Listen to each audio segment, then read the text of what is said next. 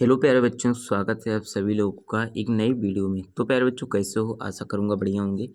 तो बच्चों, आज की इस वीडियो में आप लोगों को बताने वाला हूँ क्लास 12th केमिस्ट्री का एक इंपॉर्टेंट टॉपिक है जिसे बोलते हैं ईथर। ठीक ना? ईथर क्या होता है, ईथर का निर्माण कैसे किया जाता है प्यारे बच्चों, ठीक उस चीज़ को मैं आज की इस वीडियो में क्लियर करने वाला हूँ। उसका फॉर्मूला क्या होता है, ठीक। तो यहाँ पर सब चीज़ें प्यारे बच्चों मैंने पहले ऑलरेडी लिख रखा है ताकि आपको समझाने में आसानी हो। देखिए, ईथर का प्यारे बच्चों जो फार्मूला होता है R single bond O single bond R dash, ठीक। इसका मतलब क्या होता है? ओ का मतलब प्यारे बच्चों क्या है? ऑक्सीजन है, ठीक ना। और आर का मतलब आपको पता है क्या है? कार्बनिक समूह है, ठीक। आर डैश का मतलब क्या है? ये देखिए आर है एंड ये क्या है? आर डैश है, ठीक। तो ये कार्बनिक समूह दूसरा होगा एंड ये वाला आर डैश वाला कार्बनिक समूह दूसरा होगा, ठीक ना। ये आर है, ये इसके क्या है? आर डैश है, ठीक।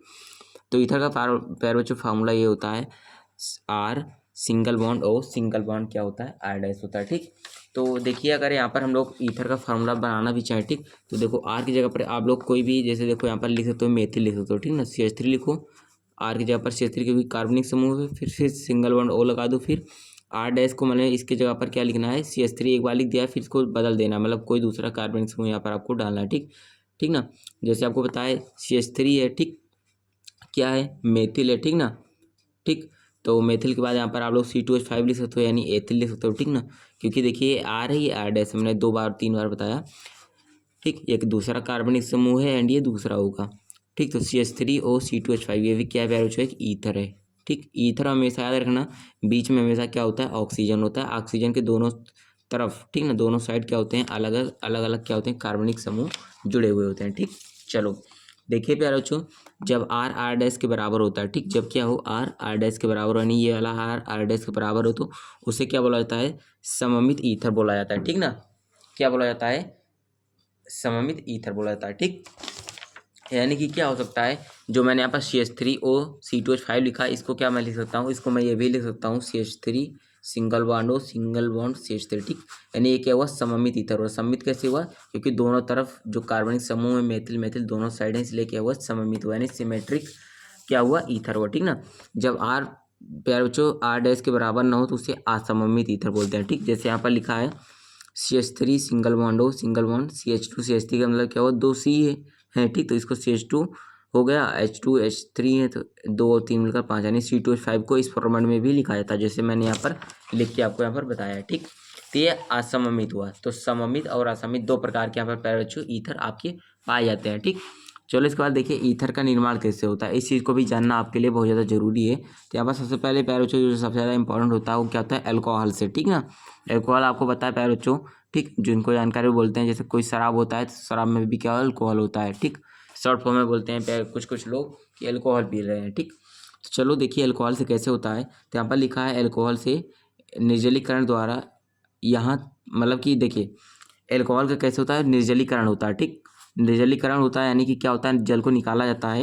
यहाँ तापमान का बड़ा रोल होता है, मतलब क्या होता है? टेम्परेचर का यहाँ पर मेन काम टेम्परेचर का होता है, ठीक ना। चलो देखो यहाँ पर मैंने लिखा है केस 1 है, ठीक ना। इसमें कैसे होता है, क्या होता है? जैसे देखो यहाँ पर एल्कोहल हम लोगों ने लिया है पर, यानी CH3 CH2OH है, यानी कि C2H5OH है, ठीक। यानी एथिल अल्कोहल है, तो 2 मोल एथिल अल्कोहल हम लोगों ने लिया, ठीक। क्योंकि 2 बार लिखा है, एक बार ऊपर है एक बार नीचे है, तो 2 मोल एथिल अल्कोहल लिखा है। मैंने क्या है यहाँ पर लिया है अपन लोगों ने, ठीक।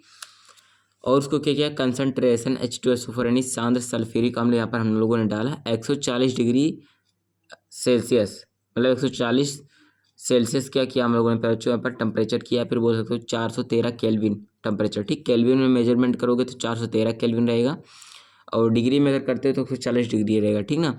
तो ऐसे करने पर क्या होगा आपको? देखिए यहाँ का देखिए पहले मोल का OH से दूसरे मोल का H मिलकर क्या बन जाएगा? H2O बाहर निकल जाएगा, बचेगा आपका CH3 CH2। तो CH3 CH2 यहाँ पर आ गया, बीच में एक हो तो यहाँ पर बचा ही था, तो यहाँ पर और हो गया, उसके बाद CH2 CH3, तो CH2 CH3, ठीक।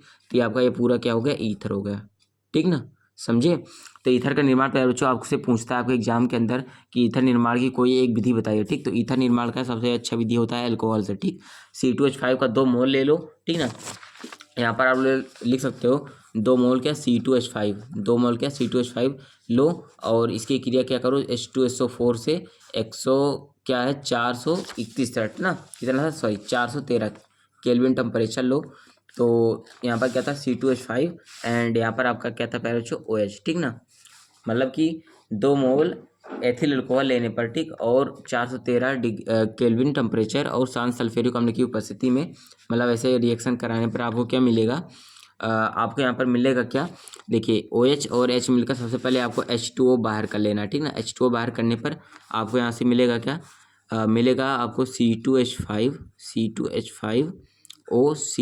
फिर से, ठीक, ये चीज़ आपको मिल जाएगा जैसा कि यहाँ पर आपको दिख रहा है, ठीक, ठीक ना। तो ये यही इसी को क्या बोला जाता है प्यारे बच्चों, ईथर। देखिए इधर O है, इधर O है, सिंगल बॉन्ड से ये अटैच है, ठीक ना। तो इसी प्रकार से प्यारे बच्चों ईथर का निर्माण होता है।